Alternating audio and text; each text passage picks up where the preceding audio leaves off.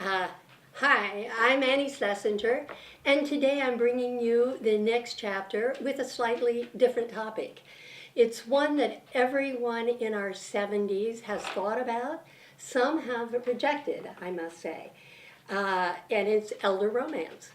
When I think back, 50 years ago, when I was really dating and growing up, the culture was one of, it was the 60s. It was Woodstock. It was birth control pills. It was sex and drugs and rock and roll. And we were looking for mates in a very, very different way than we do today. However, I think as we age also, it gets more complicated, a romance, because we have a lot more responsibility. And, we have children and we have grandchildren and whatnot. However, I want to say I think that need for love and being loved does not go away. And I think we all deserve that. And to dismiss it as being needy or whatever, I think is doing a disservice to sort of people of our age. I have today friends of mine who entered into a relationship I guess about 4 years ago, but I will let them tell you about it. My friend Jayne Stuecklen and my friend David Kirian. And so Jayne, why don't you begin with talking a little bit about the history of it. Talk also about the fact that you had been married and what you had been doing before you even thought about romance. Well, I did think about romance when I was married. Yes, and that was and so I got married at 50. I knew marriage was at 50, and within a few years, my husband Carl became ill, and then there was another.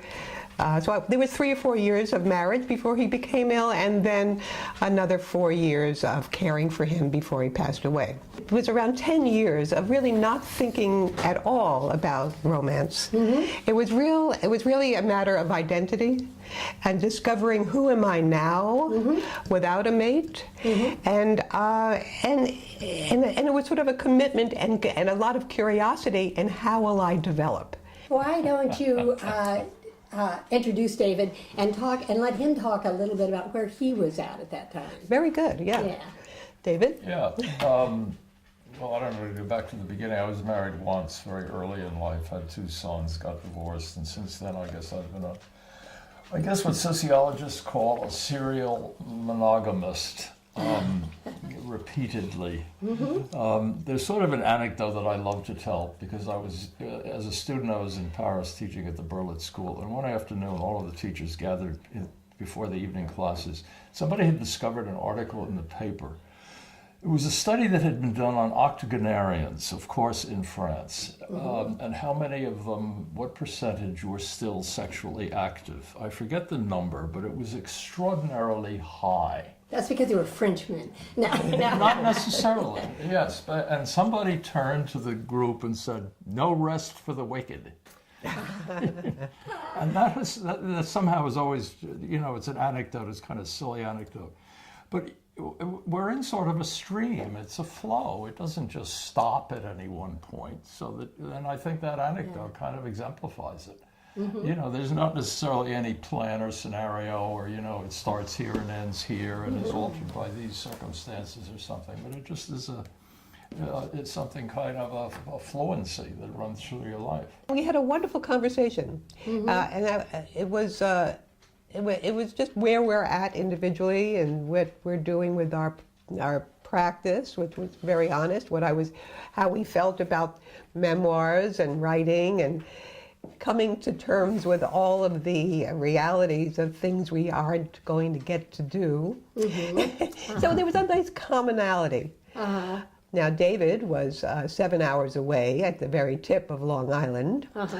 with his habitat of lots of water and sailboats, and I was on the mountaintops of Vermont. It was water and mountains. It was really mountain over water, and there must be some I Ching for that. Yes, right. Or water over mountain, depending on what's going on.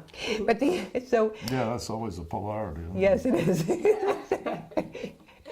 So our conversations were good, and I think it started around February and then May. And at that time, I was already thinking about moving, of experimenting and really moving closer to my son, which would have been closer to New York City in the suburbs in Nyack, New York, which I've done.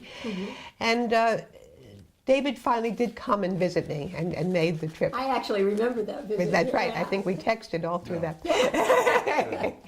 And so the first, I was the vicarious single one. I know, right? So it was really very interesting. We had a really nice night. We were meeting at the to be able to show him how to get to the Dome in Sandgate. We met at the post office in Arlington, and I got out of my car. He got out of his car, and I thought, well, he looks good. Proceed through a lot of relationships, many relationships. You sort of think, well, why, do I really want to do this now? Right. Here and now. All right. Is this kind of, you sort of second guess yourself, is this an appropriate thing to do? You try to assess your own situation and you say, well, is this going to fit? Do we really want to go, is it some kind of a free thing, or is it something which I intend as some premeditated sort of business? So it's always plagued by that kind of uncertainty in a way, which is very good, because ultimately then you just go ahead with it and you don't solve any problems, and you're faced with that total uncertainty and unsolvability, and it opens the way. Basically nothing obstructs it, essentially. This was what, a 2-day meeting? Or? Well, yeah, I think you stayed 2 nights. And so David stayed upstairs, and I slept in the Dome. And It was very proper. it was very proper. It was very proper. Right? And It wasn't the 60s. it was not the 60s. Yeah. And I was very clear that I didn't expect any sexual encounter at the time. I was still very committed to getting the STD. Yeah. What is it? The sexual STD testing. Yeah. So I had all my testing and then my papers prepared. It's what you would say. And I know it sounds terribly clinical, but this is really the reality of not wanting to fly off into the whims of anything. Yeah, this is our age. And it was age, and it was really a preciousness with myself. Oh, there you go. Yeah, that I was really aware of, because here is this newfound identity after having none for 4 years. Right. It was really just an extension of the the caregiver model. So I was very cautious in relinquishing any sense of me, that's been an ongoing, interesting observation. Thread that has It gone is. through your It's definitely a thread in the tapestry, because of the of having had to relinquish a sense of self in relationship. Then In terms of with your previous husband? yeah, then once that was so clearly known, the idea of jumping in again and taking those boundaries down, or those armors, whatever it was that was constructed, I wasn't very anxious to do that at all. So I was pretty clear about that from the get-go. And it's probably still pretty much like that now, right? What about you? Did you have some reluctance? There's sort of a slogan that says, really, truth emerges when you're in relationship. And that is a broader sense of relationship than strictly amorous relationship. Yes. There is that sense of linkage. And of course, that doesn't require that you have a partner, a sexual partner or a loving partner. But you're in that particular kind of structure, and that's where growth happens, and where interest happens, and where your whole energy is, in a way, ignited much more than in solitude. But of course, it's necessary to be solitary as well. So you're really talking about a balance between sort of solitude? Not necessarily. I've never been a big fan of balance. I think extremes are wonderful, frankly. Okay, good. Yeah, why bother with? They're right. Don't mess with Mr. In Between. You remember that old Yes. thing? Right. Accentuate the positive. Yeah, got and it. so on. So a little bit of imbalances may be all right too, but there's an equilibrium which occurs, which indeed is a source of freedom too, because you have an option. Especially as you're in your 70s and so forth. Nothing is necessary anymore. Not that you have less impulse. You know, that's the interesting thing. The impulse remains. You know, we remain wicked as ever. I'm glad to hear that. Yeah, but the impulse is there, but the compulsion to act on any one scenario is gone entirely. You know, you don't have to get married. You don't have to have children. You don't have to complete a career in a certain way and punctuate it with various other successes in your personal life and so on. And You so don't forth. have to live together. Yeah. Yeah, all of that sort of falls away. It's up to you to sort of create it. And you you know. know, you have an immensely wider. I felt anyway. I had an immensely wider. What could I call it? Spectrum of possibilities there. So you know, when I met Jayne and so forth, and I was at that time, I had gotten out of a relationship that had been a very good relationship for 6 years, and I was more or less alone and wanted to be alone. So it wasn't needful at all to get into this. That's when we met at the retreat. That's 7 years Yeah, ago. so 6 years you know, it was that period of there was a certain wisdom in staying alone after you get out of a relationship, which I thought was very sane. So there wasn't any sense of urgency in that way either. It's curious how your relationship has kind of developed, and that you had the freedom through these last 3 years, right, to delve in any place you want in terms of your relationship, and how has it kind of grown from when you first sort of met each other? And You also have a huge amount of energy. You know, I mean, one of the things about a relationship is that you don't get into it really to get something out of it in terms of I want this much pleasure and this much attention and so on and so forth. But there's just a tremendous lift in what is happening in your life. You Right, know, but that's the not energy easy. that comes back because it's a relationship. But that's not easy to get to, because first you have to go through these transparent fantasies and historic delusions of what you think romance is and what you think love is and what you're expecting. So it takes a long time to face the facts of what your anticipation was or what you were thinking you needed and that you really have. I think a turning point in our relationship was when I finally saw my own projections and my own fears and my own hesitations, was that, hey, I should look at who's here for me instead of who's not here. So I identified, I had my own scenario of difficulties of once intimacy comes into play, no matter how frequent or how committed or anything, it seems to trigger all sorts of historic paraphernalia type things of how we associate with love and closeness.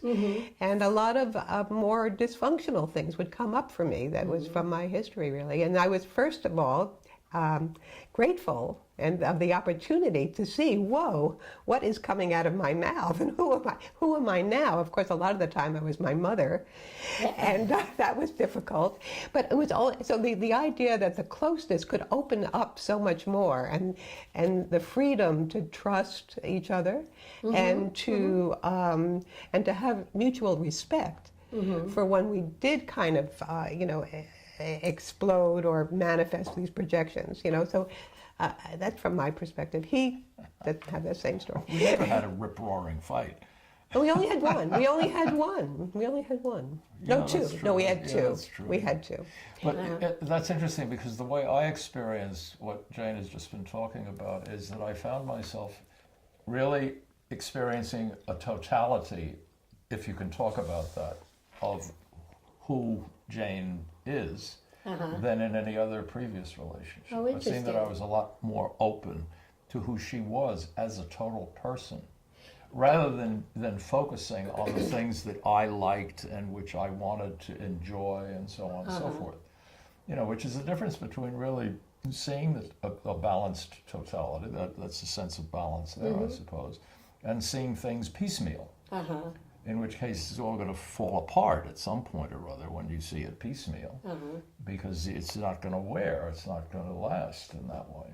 Jayne talks about sort of her really having a kind of inner vision about, being able to see the elements that were like her mother or whatnot. Did that happen to I you? think that she's much more introspective at this stage in this relationship than I am. I used to be very introspective, perhaps excessively so. And in a way it's useful, but in a way also it's a kind of a dead end ultimately. You have to, at least in my case, I had to know when to put an end to that, to stop it, and just forget about the whole mix and the whole bramble bush that's down there. And I don't know whether that's really happened successfully or not in this. Who knows? I think I think just the idea of being conscious and aware of what our earlier potential can be for the projection and judgment and expectation that may or may not ever come, you know. So being conscious of that, once you're aware of it, that's always in play. So if there's ever a knee-jerk reaction to a comment or a situation, you know right away that that's coming from that bank of history, and then here she is again, that person. And luckily, once all those characteristics are on the table, then it's a matter of seeing how they fall out in front of you, and you go, oh, okay, if there's that again, then you ignore it, or you talk about it, or you let go of it, or whatever. So I think the mutuality that we have in experiencing that is a very big draw for me in this relationship. This is like a major plus, and being myself and being able to evolve mutually with someone. Your other relationships, did they have that in it? Not the equality of openness and sharing that way without. Yeah, there was just somebody was always more. It was much more of a balance of trying to negotiate things or trying to deal with the things that are never going to change. But it was never as open and clear that there's that we have a common base that we're confident in, and that's where we go instead of the more older neurotic type playouts that come up. We just we respect them in many respects because that is who we are, and that's part of that totality is the history that we bring. And in your 70s, you bring a lot of history, you know. Right. So. Yeah, you do, indeed. And the other part of it, of course, is that you have this accumulation and you sense the richness of your experience, but you're also, of course, precisely because you're physiologically in your 70s or at the brink of 80 like I am, and you realize that you're going to lose everything. You know, this is the end. It's finished. You know, you've got nothing to lose anymore, even though you're sitting there with all of this immense amount of experience and frames of references and so forth and so on. It disappear at any time. So that's So that you look at that, unless you collapse under it, you say, well, this is great, this is free. I don't have anything to lose here, basically. And that gives a certain amount of strength and flexibility, I find, also, to be really flexible. Interesting. That's And you know, that I'm not invested in having anything particular happen or not happen. And so if it happens or doesn't happen, that's a great plus. doesn't matter. I think. But we both feel that. It's a kind of a softness. It's a kind of a malleability that you've got. You know, you're not this hardened thing that everything is going to bounce off, but you can absorb it, and it doesn't destroy you at all. It doesn't make any difference. You know, you realize in a sense that you do have a kind of immortality. You do have, well, it's not an immortality, but you have an indestructibility. There somehow, which the relationship makes you more aware of. Yes, there's lots of pluses in the contact and the sharing that would not happen without a relationship. Yeah, that's of course. But you know, I think that is a negative for a lot of people who are looking on the sideline, thinking, would I really want to have a relationship? Is it that rigidity of like, oh God, I just can't. Well, because a lot of people don't know how to put in the boundaries of what they need for themselves. And if you're clear about how you need your solitude, how you evolve and grow, no matter how old you are, in the ability to be alone, and in your own self-acceptance, which is kind of continual. Once that's experienced, that's what's preserved, and that's what is brought in. And since we both have that understanding of our own ability to grow continuously on our own, and then when we come together, we're bringing our mutual growth at each time. You know, so we're not feeding off each other. We're feeding. You know, we're bringing ourselves to the table instead of I'll take this from you and you take this from me. You know, there isn't that same kind of sharing. Here we are. You know, and this is what. I always say that the cake is baked. It's one of the first things I ever said to cake David. is baked. The cake is baked. That's right. I love that. You could take a little icing, but Yeah, you could dress it up a little, but yeah, it's really there. The recipe is in there. Yeah.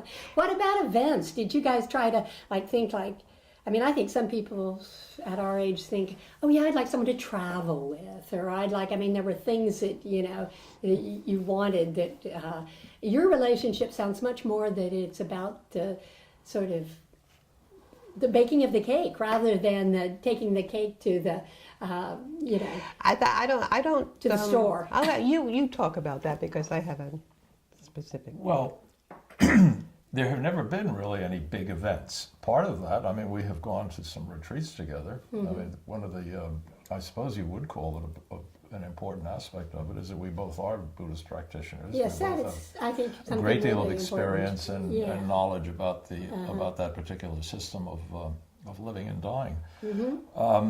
But there's never been any. Let's go to the North Pole. Yeah, or let's take a Nothing cruise, like that. or No, not at all. Part of it is because we're too damn poor. Yeah. It's very simple. Oh, it's nice. Yeah, that helps a lot because there aren't that many options. Okay. So you can really limit what's available and what we do. And I tend to be, because I'm still working full time. I was going to mention that. The other thing we need to say is that Jayne is working full time. Yes. Very diligent, and you're retired, right? Right. Yes. Did that sort of cause problems at all? If Jayne had more free time, it'd be wonderful. Not only because it would enable us to spend more time together, but she would have more time. She's extraordinarily gifted watercolorist. Oh, right. And that should be exercised. I found one of That's your so sweet. watercolors. It's sitting on my kitchen table Oh, right nice. now. Right. So yeah, that's on a practical level, on a spiritual level, of course, it would be wonderful if she had more energy to expend in that way. Right. So I'm still very dependent on working 40 to 50 hours a week. Wow. The commonality of trust is huge, and respect. Yes. And respecting people for who they are at the moment. And things are changing all the time. At any time, we can be a little bit more of this and a little less of that. And it's so it's being really present and accepting. It feels like that piece of your relationship has really enriched everything. I mean, It has. And the fantasies of love affair are so transparent. You can't dress up in it. Yeah. You can't wear Nice way of putting that situation. And it's everywhere. I mean, in our media, our books, It's everywhere, and it does come up because historically we both have some type of reference point of passionate love affair. Terrific. What happened about family? Was that a complication that? We don't want children. Well, I know that. Right. Oh, come on. But I did tell David on Father's Day that I would have loved to have had his baby. Nice. Yes. Yeah. Well, what about your adult children and grandchildren? Has that been a complication at all? Not really. I've actually, my preference is for us to keep our relationships with our families to ourselves. Okay. If there's an event and we both go to it once in a while, but there's so many knee-jerk reactions going on, and in opinions. The idea of another person's opinion is not really necessary. It's hard enough to deal with the nitty-gritty of family. Did that take you a while to get beyond? I mean, did you want your grandkids to love David? I never even thought of that. Oh, okay. One of the interesting things, though, is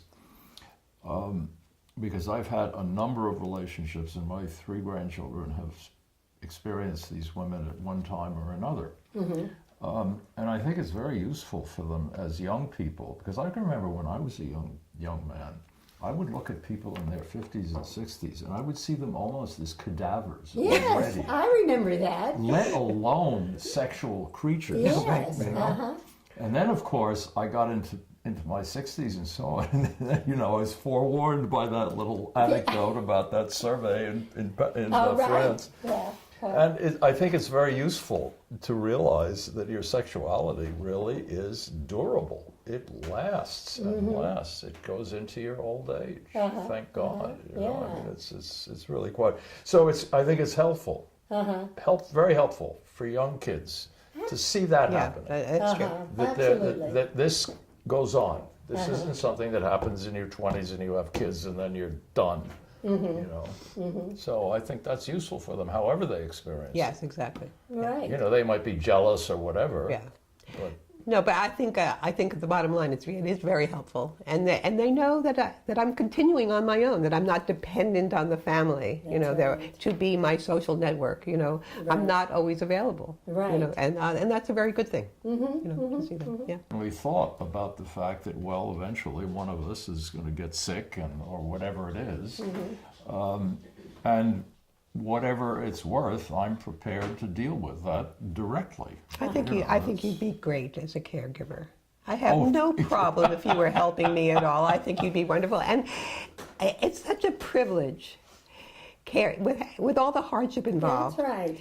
To care for someone at this point. And I would have no qualms about caring for David under any circumstances.